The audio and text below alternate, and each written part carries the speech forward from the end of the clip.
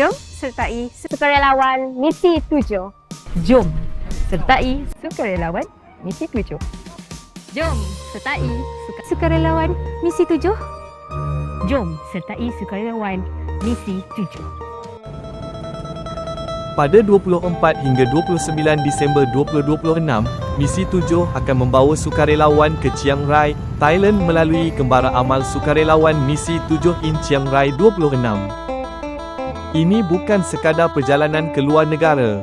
Ini adalah peluang untuk melihat sendiri realiti kerja kemanusiaan di lapangan, bertemu penerima manfaat, memahami cabaran komuniti minoriti Muslim dan menyumbang melalui tindakan yang tersusun.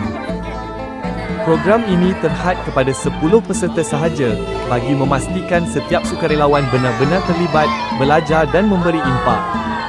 Chiang Rai menanti mereka yang mahu keluar daripada rutin biasa dan hadir dengan jiwa yang bersedia berkhidmat. Nantikan video seterusnya untuk tahu kenapa Chiang Rai dipilih sebagai lokasi program ini.